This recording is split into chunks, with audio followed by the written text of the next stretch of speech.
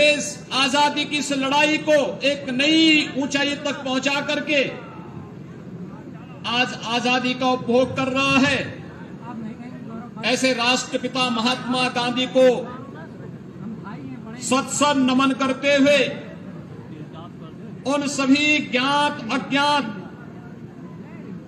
अमर सेनानियों, वीर सपूतों को जिन्होंने देश की आजादी की इस लड़ाई में, देश की आजादी के लिए अपना सर्वस्व न्यौछावर करते हुए अपने आप को बलिदान किया।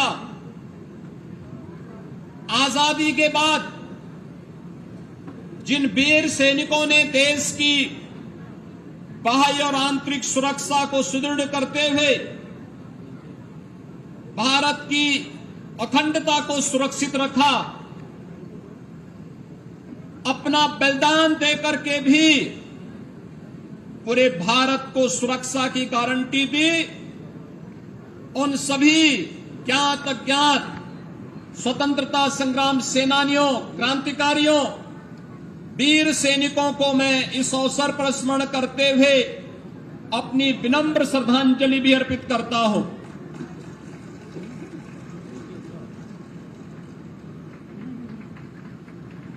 भाइयों बहनों,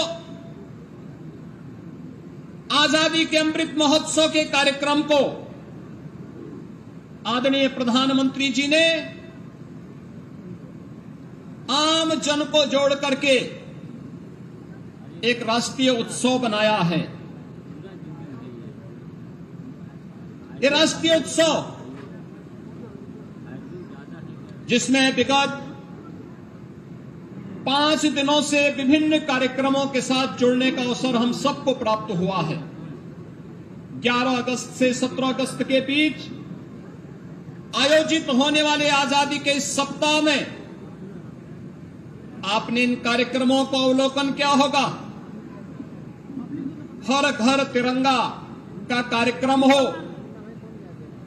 या कल विभाजन विभीषिका दिवस के अवसर पर पूरे देश के अंदर मौन मार्च के माध्यम से उस त्रासदी को स्मरण करते हुए आने वाले समय में कभी भी इस प्रकार की त्रासदी का सामना मानवता को न करना पड़े, उसे स्मरण करते हुए हम लोग कल विभाजन विभीषिका दिवस के मौन मार्च के साथ जुड़े थे। तो हर घर तिरंगा ने देश के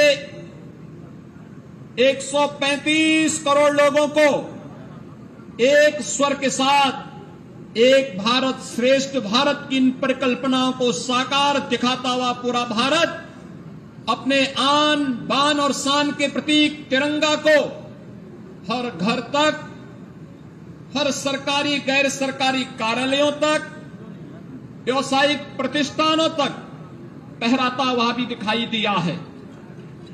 ये सभी कार्यक्रम हम सबको अपने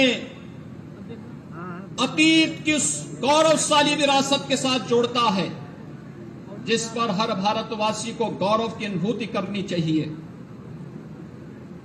आज हम सब जब यहां पर उत्तर प्रदेश के इस मुख्य समारोह के साथ जुड़े हुए हैं, इस मंच पर स्वतंत्रता संग्राम सेनानी, वीरता पुरस्कार से अलंकृत भारत के वीर सैनिक और उनके परिजन और पद्म पुरस्कारों से सम्मानित प्रदेश की विभूतियां भी बैठी हैं, जिन्हें अभी कुछ देर पहले मुझे सम्मानित करने का सौभाग्य प्राप्त हुआ।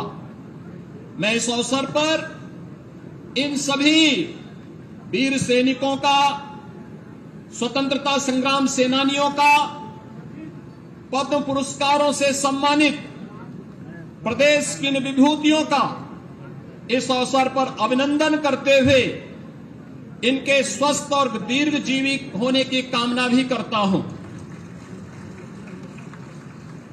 भाइयों बहनों, हम सब जब देश की आजादी के इस अमृत महोत्सव के कार्यक्रम के साथ जुड़े हैं, हम सबको अपने देश पर, अपने देश के संसदीय लोकतंत्र पर गौरव की अनुभूति होनी चाहिए। आजादी का अमृत महोत्सव में ऐसे अवसर पर एक उत्साह और उमंग के साथ जुड़ते हुए दिखाई दे रहे हैं। सामान्यतः हर वर्ष आजादी का उत्सव जब होता था, या तो बरसात होती थी या फिर इतनी भीषण गर्मी होती थी कि सामान्य परिस्थितियों में इस प्रकार के समारोह में खड़ा होना एक दूर की कौड़ी नजर आती थी। लेकिन आज जब देश आजादी का अमृत महोत्सव मना रहा है, इस सुहावना मौसम इस बात की गवाही दे रहा है कि प्रकृति भी परमात्मा के साथ मिलकर के इस आजादी के अमृत महोत्सव कार्यक्रम के साथ हम सबको आशीर्वाद प्रदान कर रही है। वास्तव में हमें इस आयोजन पर गौरव की अनुभूति क्यों न हो। याद करिए विगत 2.5 वर्ष का वह कालखंड जब हम लोगों ने इस सदी की सबसे बड़ी महामारी का सामना किया। प्रधानमंत्री मोदी जी के नेतृत्व में पूरे देश ने जिस जज्बे के साथ कोरोना महामारी का सामना किया, सबकी आशंका उत्तर प्रदेश पर थी, क्या होगा उत्तर प्रदेश में। लेकिन मुझे विश्वास था उत्तर प्रदेश की जनता पर कि उत्तर प्रदेश की जनता उत्तर प्रदेश के अंदर आत्मानुशासन का परिचय देकर के अपना पूरा सहयोग डबल इंजन सरकार के कार्यक्रमों के साथ जोड़ेगी। और आज वो हम सबके सामने एक प्रमाण भी है। कोरोना कालखंड में जिस मजबूती के साथ इन कार्यक्रमों को आगे बढ़ाया गया, ट्रैक है, टेस्ट है, ट्रीट है, टीकाकरण के अभियान को, वह सबके सामने है। और इसीलिए जब सामूहिक रूप से हम किसी एक प्रयास में टीम भाव के साथ काम करते हैं, उसके परिणाम भी उसी रूप में हम सबके सामने देखने को मिलते हैं। उत्तर प्रदेश जैसे राज्य के बारे में, जिसके बारे में सबको आशंका थी कि उत्तर प्रदेश का क्या होगा, उस उत्तर प्रदेश ने देश के अंदर कोविड कालखंड में अनेक मॉडल दिए और पूरी दुनिया उसको देखती रही कि उत्तर प्रदेश ये सब कुछ कर सकता है। आज उत्तर प्रदेश सर्वाधिक टेस्ट करने वाला राज्य है। उत्तर प्रदेश सर्वाधिक टीकाकरण करने वाला राज्य है। उत्तर प्रदेश सर्वाधिक लोगों को निःशुल्क भोजन और राशन खाद्यान्न उपलब्ध कराने वाला राज्य भी है। और उत्तर प्रदेश सबसे बड़ी आबादी का राज्य होने के बावजूद हर जनपद में कोविड-19 के टेस्ट की सुविधा को उपलब्ध कराने वाला राज्य भी है। और जब कार्य होगा तो परिणाम भी सामने आएगा। विधानसभा सामान्य निर्वाचन 2022 में उत्तर प्रदेश के इतिहास में पहली बार हुआ है जब कोई सरकार 5 वर्ष का अपना सफलतम कार्यकाल के बाद फिर से रिपीट हुई हो। यह 37 वर्षों के बाद भी उत्तर प्रदेश की जनता को देखने को मिला है। और ये उत्तर प्रदेश के इतिहास में पहली बार हो रहा है कि कोई मुख्यमंत्री 5 साल का कार्यकाल अपना सफलतापूर्वक बिना डिगे, बिना रुके अपने कार्यक्रम को आगे बढ़ाते हुए फिर से शपथ ग्रहण करके प्रदेश की जनता की सेवा के लिए फिर से खड़ा होकर के कार्य कर रहा हो, यह भी पहली बार देखने को प्राप्त हुआ है। भाइयों बहनों, आदरणीय प्रधानमंत्री जी ने देश को एक मंत्र दिया, सबका साथ, सबका विकास, सबका विश्वास और सबके प्रयास का। इस मंत्र को अंगीकार करते हुए हम लोगों ने उत्तर प्रदेश के अंदर सर्वसमावेशी, सर्वस्पर्शी और समग्र विकास के लिए जिस कार्य योजना को मजबूती के साथ आगे बढ़ाया है, आज उसके परिणाम भी हमारे सामने हैं। सेवा, सुरक्षा, सुशासन, ये हमारी प्राथमिकता है। ईज ऑफ लिविंग ये डबल इंजन सरकार की विभिन्न योजनाओं का केंद्र बिंदु है। 5 वर्ष में 2,61,00,000 से अधिक परिवारों के पास उनका व्यक्तिगत शौचालय हो जाना, 43 लाख गरीबों को सिर ढकने के लिए छत उपलब्ध करवाने के क्रम में एक आवास उपलब्ध करवा देना, 1,50,00,000 से अधिक परिवारों को जिन्होंने आजादी के बाद भी कभी बिजली नहीं देखी थी, उनके घरों तक विद्युत के निःशुल्क कनेक्शन उपलब्ध करवाने के कार्यक्रम को आगे बढ़ा देना, कोरोना कालखंड में 15 करोड़ गरीबों को निःशुल्क खाद्यान्न उपलब्ध करवाने की कार्रवाई को आगे बढ़ाना हो, या 10 करोड़ गरीबों के बीच में उन्हें आयुष्मान भारत या मुख्यमंत्री जन आरोग्य योजना के माध्यम से स्वास्थ्य बीमा का कवर उपलब्ध करवाने का कार्यक्रम हो, या फिर आजाद भारत में आजादी के 70 वर्षों के बाद भी ईंधन के लिए भटकने वाले लोगों के लिए प्रधानमंत्री उज्ज्वला योजना के माध्यम से 1,70,00,000 परिवारों को प्रधानमंत्री उज्ज्वला योजना के निःशुल्क कनेक्शन उपलब्ध करवाने का कार्यक्रम, ये सभी सफलतापूर्वक प्रदेश के अंदर लागू किए गए। प्रदेश जो आस उत्तर प्रदेश की जनता की थी, एक सुदृढ़ कानून व्यवस्था के माध्यम से विकास परक माहौल बना करके सेक्टरवार आकर्षक नीतियों तथा भरोसेमंद अवस्थापना सुविधाओं की उपलब्धता के कारण आज पूरे देश और दुनिया का निवेश के ड्रीम डेस्टिनेशन के रूप में उत्तर प्रदेश उभरा है। राज्य सरकार के नियोजित प्रयासों के परिणाम स्वरूप ease of doing business ranking में प्रदेश देश के अग्रणी राज्यों में बना है। 2015-16 में उत्तर प्रदेश का स्थान 14वें स्थान पर था। आज Uttar Pradesh ease of doing business में देश के अंदर नंबर 2 स्थान पर है। 5 वर्ष के अंदर प्रदेश की जीडीपी को दोगुना करना और प्रति व्यक्ति आय को भी लगभग दोगुना करने में हमें सफलता प्राप्त हुई।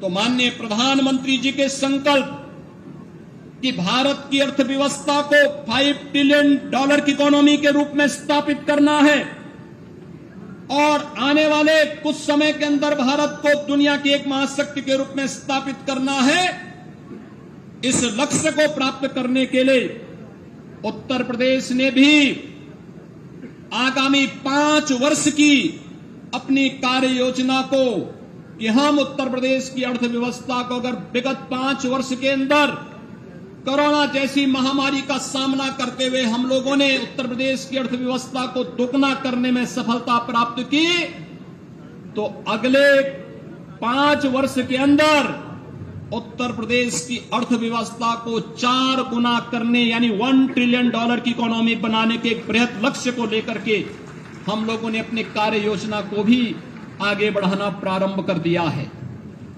इसके लिए हम लोगों ने उत्तर प्रदेश के सभी विभागों को 10 सेक्टर में समायोजित करते हुए कृषि उत्पादन, अवस्थापना एवं औद्योगिक विकास, सामाजिक सुरक्षा, चिकित्सा एवं स्वास्थ्य, नगरीय विकास, ग्राम्य विकास, पर्यटन एवं संस्कृति, शिक्षा, राजस्व संग्रह तथा सुरक्षा जैसे विविध सेक्टरों में उसे समायोजित करते हुए हम लोगों ने कार्य करना प्रारंभ किया है।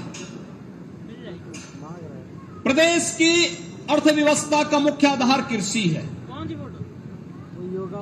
इस देश ने और प्रदेश ने खाद्यान्न उत्पादन में आत्मनिर्भरता प्राप्त की, लेकिन इतने भर से हम सब चैन से नहीं बैठने वाले हैं। विगत 5 वर्ष के अंदर अन्नदाता किसानों के हितों के लिए डबल इंजन सरकार ने अनेक कार्यक्रम चलाए। 3.5 लाख करोड़ रुपए हम लोगों ने डीबीटी के माध्यम से अन्नदाता किसानों के खाते में भिजवाने के कार्य किए। लेकिन उत्तर प्रदेश जैसे राज्य में अनंत संभावनाएं छुपी हुई हैं। उत्तर प्रदेश राज्य की अनंत संभावनाओं को देखना है। आपने भी यहां पर देखा होगा, हमारे कलाकार जब अपनी प्रस्तुति यहां पर दे रहे थे, भोजपुरी के भी थे, अवधी भी थी, ब्रज भी थी और बुंदेलखंडी एक साथ जुड़ करके एक लघु भारत का दृश्य प्रस्तुत कर रही थी। भोजपुरी ठेठ ग्रामीण भारत की व्यवस्था का प्रदर्शन हम सबके सामने करती है। अवधी राम राज्य की परिकल्पना को साकार करने का एक संकल्प हम सबको प्रदान करती है।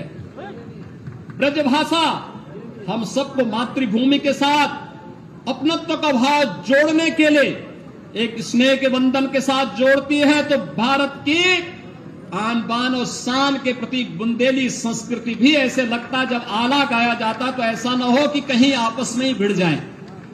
यह भी हम सबको देखने को मिला था और वही स्थिति आज यहां पर हम सब देख रहे थे। उत्तर प्रदेश के अंदर जो अनंत संभावनाएं छुपी हुई हैं, इन अनंत संभावनाओं को आगे बढ़ाने का एक अवसर हम सबके सामने आया है। प्रकृति और प्रगति में बेहतर समन्वय, प्रकृति और प्रगति में अनंत संभावनाओं को आगे बढ़ाने के लिए विगत 5 वर्ष के अंदर दशकों से लंबित उन सभी योजनाओं को, जो सिंचाई की परियोजनाएं लंबित थी, उन्हें हमने पूरा किया। 21 लाख हेक्टेयर से अधिक भूमि को सिंचाई की अतिरिक्त सुविधा उपलब्ध करवाई। लेकिन किसान की लागत कम हो, खेती की लागत कम हो, उत्पादन ज्यादा हो, फर्टिलाइजर, केमिकल और पेस्टिसाइड का उपयोग कम हो, हम फिर से कैसे इसे प्राकृतिक खेती के साथ जोड़ करके इसे आगे बढ़ा सकते हैं। आज प्राकृतिक खेती के लिए उत्तर प्रदेश ने अपने 32 जनपदों को, जिसमें पवित्र मां गंगा के तटवर्ती 27 जनपदों के साथ ही बुंदेलखंड के 7 जनपदों को प्राकृतिक खेती और तकनीक के साथ जोड़ने की कार्य योजना को प्रथम चरण में राज्य सरकार ने केंद्र सरकार के साथ मिलकर के लागू करने का काम किया है। और हम सब इस विश्वास के साथ कार्य कर रहे हैं कि आने वाले समय में उत्तर प्रदेश की वर्तमान अन्नदाता किसानों के द्वारा जो उत्पादन होता है, इसमें हम 4 गुना अधिक वृद्धि करने के लक्ष्य के साथ अपनी कार्य योजना को आगे बढ़ा रहे हैं। और प्राकृतिक खेती और तकनीक इस लक्ष्य को प्रदान करने में सफलतापूर्वक हमें आगे बढ़ाने का कार्य करेगा। प्रदेश के अंदर प्राकृतिक खेती के लिए गोवंश, भारतीय नस्ल का गोवंश महत्वपूर्ण भूमिका का निर्वहन करेगा और इसके लिए राज्य सरकार ने पहले से ही कार्य करना प्रारंभ किया। 6222 से अधिक निराश्रित गौ आश्रय स्थल वर्तमान में प्रदेश के अंदर कार्य कर रहे हैं। 10 लाख से अधिक निराश्रित गोवंश वर्तमान में इन गौ आश्रय स्थलों के माध्यम से उनका लालन पालन हो रहा है। उनके संरक्षण और संवर्धन के लिए एक नई कार्य योजना के साथ सरकार ने कार्य करना प्रारंभ कर दिया है, जहां हम लोग अपने अन्नदाता किसानों की आमदनी को कई गुना बढ़ा करके एक नई हरित क्रांति लेकर के आएंगे।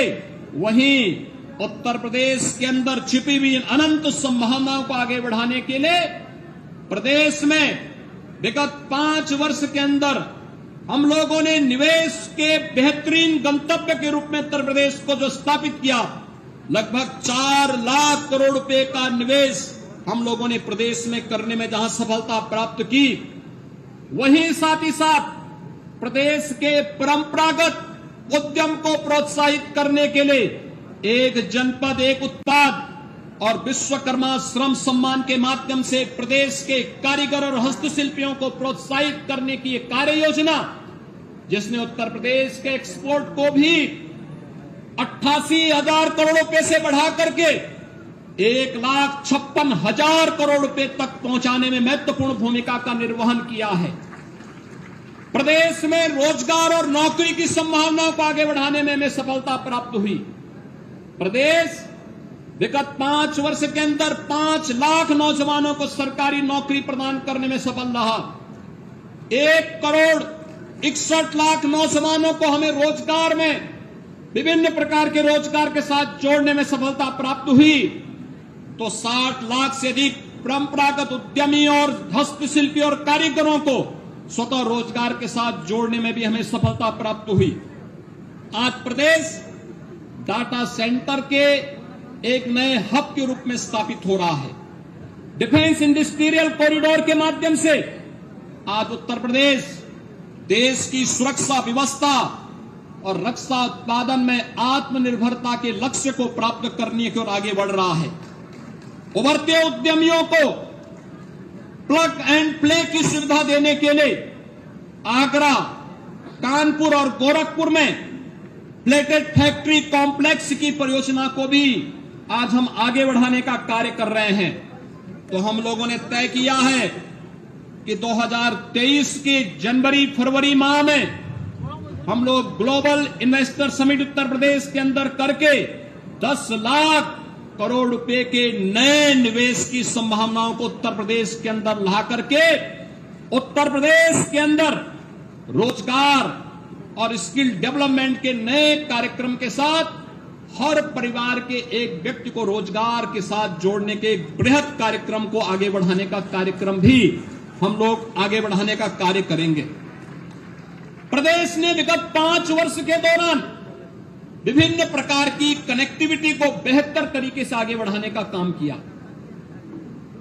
आज उत्तर प्रदेश एक्सप्रेसवे के रूप में जाना जा रहा है। पूर्वांचल एक्सप्रेसवे और बुंदेलखंड एक्सप्रेसवे राष्ट्र को समर्पित हो चुका है। Gorakhpur link expressway, Ballia link expressway और गंगा एक्सप्रेसवे पर कार्य प्रगति पर है। इंटर स्टेट कनेक्टिविटी से जुड़ने वाले हमारे पड़ोसी मित्र राष्ट्र नेपाल हो या पड़ोसी राज्य बिहार, झारखंड, छत्तीसगढ़, मध्य प्रदेश, राजस्थान, हरियाणा, उत्तराखंड, इन सब के साथ उत्तर प्रदेश ने विगत 5 वर्ष के अंदर अपनी कनेक्टिविटी को 4 लेन के साथ जोड़ने का काम किया। ये सभी कार्यक्रम युद्ध स्तर पर आगे बढ़े हैं। उत्तर प्रदेश हर जिला मुख्यालय को 4 लेन की कनेक्टिविटी के साथ, हर तहसील और ब्लॉक मुख्यालय को 2 लेन की कनेक्टिविटी के साथ और हर गांव में भी बेहतर कनेक्टिविटी देने के लिए आज हम सब युद्ध स्तर पर जहां कार्य कर रहे हैं। तो मेट्रो जो आधुनिक पब्लिक ट्रांसपोर्ट की सुविधा है, उत्तर प्रदेश देश के अंदर सर्वाधिक शहर मेट्रो से जुड़े हुए हैं। 5 शहर वर्तमान में हमारे मेट्रो की सुविधा से जुड़े हुए हैं और छठे आगरा में भी मेट्रो युद्ध स्तर पर मेट्रो का कार्य चल रहा है। एयर कनेक्टिविटी उत्तर प्रदेश ने बेहतर की है। आज 9 एयरपोर्ट उत्तर प्रदेश के अंदर क्रियाशील हैं, जहां से 80 गंतव्यों के लिए वायु सेवा उत्तर प्रदेश वासियों को प्राप्त हो सकती है।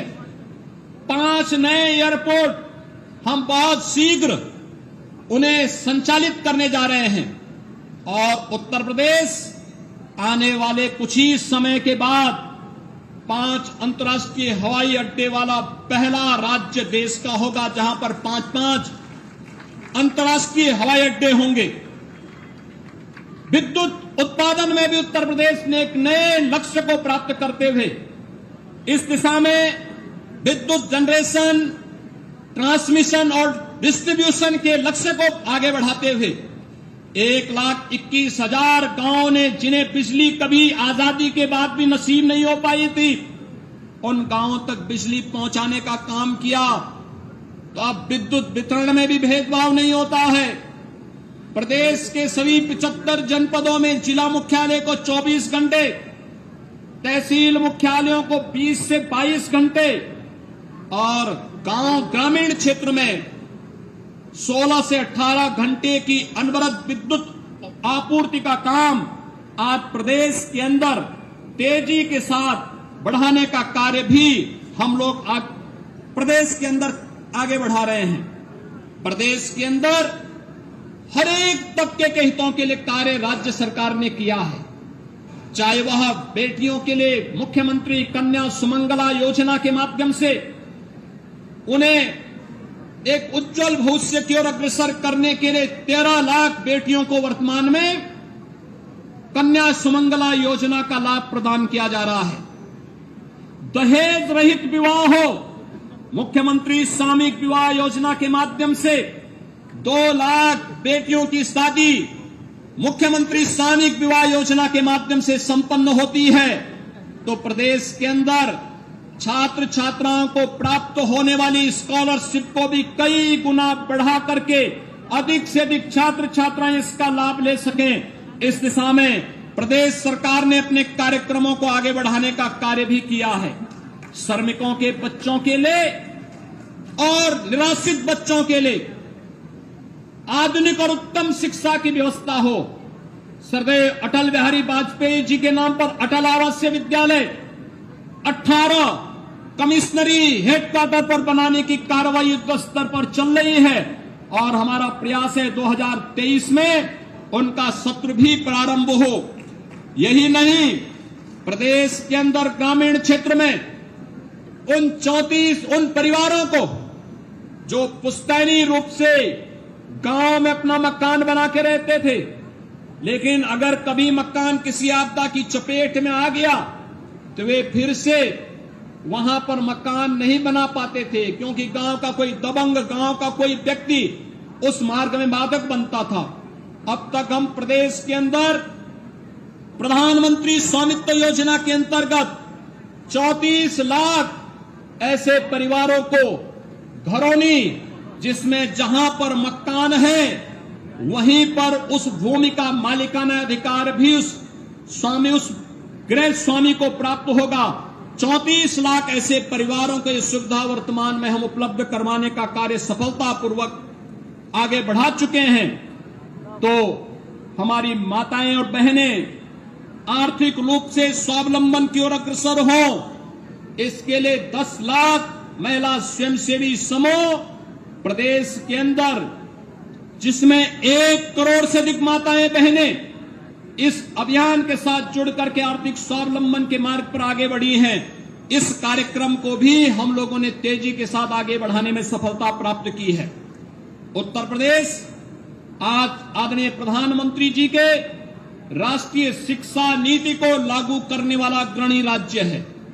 माध्यमिक बेसिक शिक्षा हो या माध्यमिक उच्च हो, व्यावसायिक हो या तकनीकी शिक्षा या चिकित्सा शिक्षा, हमने सफलतापूर्वक राष्ट्रीय शिक्षा नीति को लागू करते हुए अनेक ऐसे कार्यक्रम इस क्षेत्र में प्रारंभ किए हैं जो हमारे युवाओं के उज्जवल भविष्य के साथ उन्हें जोड़ते हैं, उनके स्किल डेवलपमेंट के लिए कार्य करते हैं, उन्हें आर्थिक स्वावलंबन की ओर अग्रसर करते हुए समाज और राष्ट्र की मुख्य धारा के साथ भी जोड़ने का कार्य कर रहे हैं।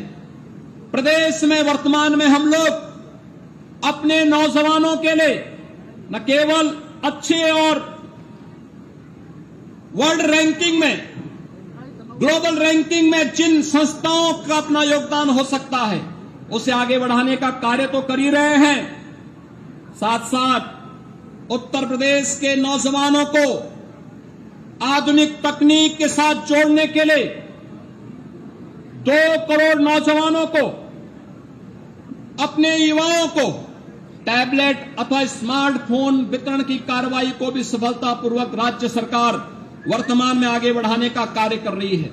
नए विश्वविद्यालयों की स्थापना का कार्य हो या फिर अत्याधुनिक सुविधाओं से युक्त अन्य संस्थाओं के निर्माण का कार्यक्रम, खेल प्रतिभाओं को प्रोत्साहित करने का कार्यक्रम हो या फिर अंतर्राष्ट्रीय और राष्ट्रीय प्रतिस्पर्धा में प्रदेश के खिलाड़ियों को प्रोत्साहित करने के लिए और उन्हें शासकीय सेवा में आसानी से स्थान प्राप्त हो सके, इसके लिए राज्य सरकार पूरी प्रतिबद्धता के साथ कार्य कर रही है। भाइयों बहनों, नगरीय विकास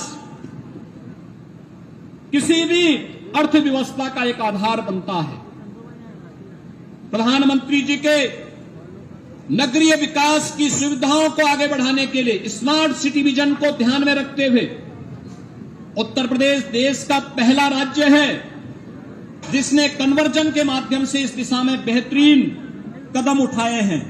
आज उत्तर प्रदेश के 17 नगर निगम स्मार्ट सिटी मिशन के साथ जुड़े हैं, जिनमें 10 केंद्र सरकार के सहयोग से और 7 पर राज्य सरकार स्वयं अपने स्तर पर कार्य कर रही है। तो पहली बार आपने देखा होगा ठेला, खोमचा, रेड़ी लगाने वाले पटरी व्यवसायियों के लिए भी कोई सरकार किसी एक बृहद कार्य योजना को सामने लेकर के आई है। और मुझे बताते हुए प्रसन्नता है कि उत्तर प्रदेश के अंदर 9 लाख पटरी व्यवसायी वर्तमान में प्रधानमंत्री स्वनिधि योजना के साथ जुड़ करके आर्थिक स्वावलंबन की दिशा में तेजी के साथ आगे बढ़ने का कार्य कर रहे हैं। नगरीय क्षेत्रों में बेहतरीन सुविधाएं उपलब्ध हो सके, वर्तमान में 100 नगर निकायों को नीति आयोग के साथ मिलकर के हम आकांक्षात्मक नगर निकाय के रूप में उन्हें विकास और आधुनिक सुविधाओं से युक्त करने की एक नई कार्य योजना को आगे बढ़ाने का कार्य कर रहे हैं। तो ग्रामीण क्षेत्र में भी राष्ट्रपिता महात्मा गांधी के ग्राम स्वराज की सुविधा, ग्राम स्वराज के सपने को साकार करने के कार्यक्रम को हम आगे बढ़ा रहे हैं। आज जब हम यहां विधान भवन के सामने प्रदेश के इस मुख्य समारोह में आजादी के अमृत महोत्सव कार्यक्रम के साथ जुड़े हैं, तो इस अवसर पर आजादी के 75 वर्षों के बाद पहला अवसर होगा जब ग्रामीण क्षेत्र में 7,500 अमृत सरोवरों पर भी आज भारत का आन बान और शान का प्रतीक तिरंगा फहराया गया और लगभग 58,000 ग्राम पंचायतों में नवनिर्मित ग्राम सचिवालयों में भी पहली बार भारत का आन बान और शान का प्रतीक तिरंगा फहराने का कार्य हर ग्राम पंचायत के अंदर भी संपन्न हुआ है। आज इसके साथ ही ग्रामीण क्षेत्र में उत्तर प्रदेश ने नीति आयोग के आकांक्षात्मक जनपदों के लक्ष्य को सबसे अच्छा परिणाम दिया। और मुझे बताते हुए प्रसन्नता है कि आकांक्षात्मक जनपदों की तर्ज पर ही आज राज्य सरकार 100 आकांक्षात्मक विकास खंडों का चयन करते हुए उनके समग्र विकास की एक बृहद कार्य योजना को लेकर के हम आगे बढ़े हैं। तो जल जीवन मिशन के अंदर प्रदेश के अंदर लाखों परिवारों तक हम लोगों ने शुद्ध पेयजल उपलब्ध कराया है और बहुत शीघ्र बुंदेलखंड और बिंदु क्षेत्र जो हमेशा सूखा की मार झेलता था, वहां पर भी हम लोग हर घर नल योजना को पहुंचाने के एक बृहद कार्यक्रम को लागू करने की दिशा में आगे बढ़ चुके हैं। ये नया उत्तर प्रदेश है। यह उत्तर प्रदेश अपनी विरासत पर गौरव की अनुभूति करता है। दिव्य और भव्य कुंभ 2019 दुनिया के लिए आकर्षण का केंद्र बना था। और यही नहीं, आज भव्य और दिव्य काशी विश्वनाथ धाम हम सबके सामने है। इसी तर्ज पर प्रदेश ने अयोध्या में मर्यादा पुरुषोत्तम भगवान श्री राम के पावन धाम को भी विकसित करने के एक बृहद कार्य योजना को आगे बढ़ाने का कार्य किया है। ब्रज भूमि के समग्र विकास के कार्यक्रम को हम आगे बढ़ा रहे हैं। यही नहीं, नैमिषारण्य भारत के वैदिक और पौराणिक ज्ञान की आधार भूमि, नैमिषारण्य के समग्र विकास के कार्यक्रम को भी हम आगे बढ़ाने का कार्य कर रहे हैं। सुख तीर्थ हो, बिंद धाम हो, या फिर बुंदेलखंड के पौराणिक और आजादी की लड़ाई में योगदान देने वाले उन किलों के संरक्षण के साथ साथ उन्हें पर्यटन के बेहतरीन डेस्टिनेशन के रूप में विकसित करने की कार्य योजना को भी आगे बढ़ाने का कार्यक्रम राज्य सरकार तेजी के साथ आगे बढ़ाने का कार्य कर रहा है। भाइयों बहनों, उत्तर प्रदेश जैसे राज्य में एक जनपद एक मेडिकल कॉलेज के लक्ष्य को प्राप्त किया जा सके, आज उस दिशा में तेजी के साथ हम आगे बढ़ चुके हैं। प्रदेश के अंदर संचारी रोग नियंत्रण के कार्यक्रम को तेजी के साथ आगे बढ़ाते हुए हम लोगों ने प्रदेश के अंदर कालाजार पर नियंत्रण कर लिया है। मलेरिया और दिमागी बुखार पर नियंत्रण करने की दिशा में राज्य सरकार तेजी के साथ आगे बढ़ चुकी है और आने वाले समय में प्रदेश के सभी 75 जनपदों में निःशुल्क डायलिसिस की सुविधा डबल इंजन की सरकार प्रदान करने जा रही है।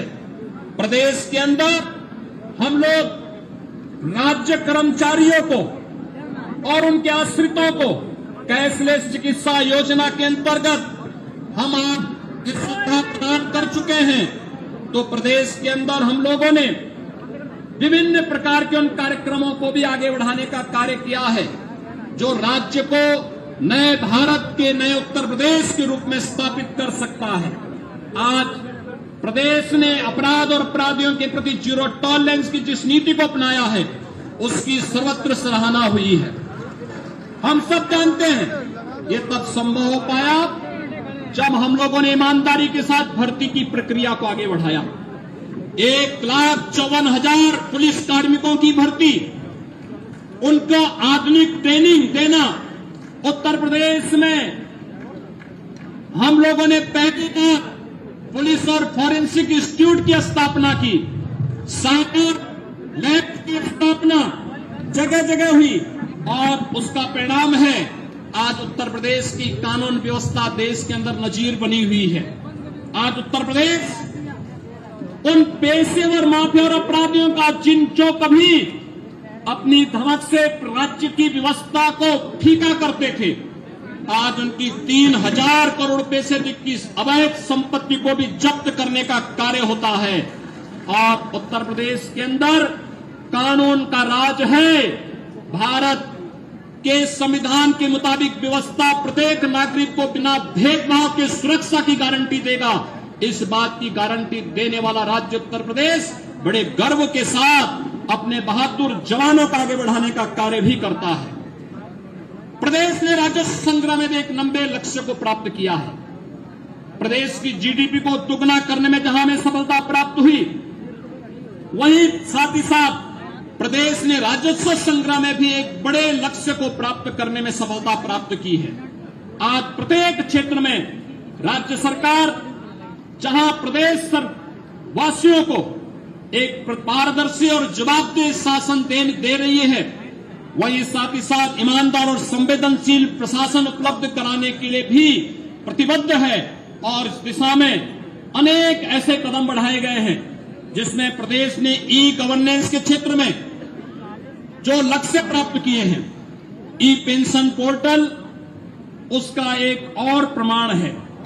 अपने पेंशन धारकों को उपलब्ध कराने वाला उत्तर प्रदेश देश का पहला राज्य है। हम लोगों ने विगत 5 वर्ष में विकास और सुशासन की नींव तैयार की है। आगामी 5 वर्ष प्रगति और समृद्धि की एक भव्य इमारत प्रदेश की आकार लेगी। यह भव्य जो इमारत होगी, ये नए भारत का एक नया उत्तर प्रदेश होगा। और नए भारत के इस नए उत्तर प्रदेश के लिए आजादी के अमृत महोत्सव के कार्यक्रम के साथ जुड़ने का यह संकल्प हम सबको प्राप्त हो रहा है। प्रधानमंत्री जी के विजन के अनुरूप उत्तर प्रदेश को भारत के गौरव के रूप में स्थापित करने के संकल्प के साथ 25 करोड़ की उत्तर प्रदेश की जनमानस जुड़े, इस विश्वास के साथ मैं आजादी के अमृत महोत्सव के इस पवित्र कार्यक्रम में एक बार फिर से आप सबको हृदय से बधाई देता हूं और आप सबका आह्वान करूंगा कि हम सब भारत के आन बान शान के प्रतीक भारत की आजादी को क्षुण्ण बनाए रखने के इस पवित्र संकल्प के साथ जुड़े और अपने अपने क्षेत्र में अपने कर्तव्यों का निर्वहन करते हुए हम एक भारत श्रेष्ठ भारत के उस सपने को साकार करें। इसी विश्वास के साथ मैं आप सबको आजादी के अमृत महोत्सव की हृदय से बधाई देता हूं, अपनी शुभकामनाएं देता हूं। जय हिंद।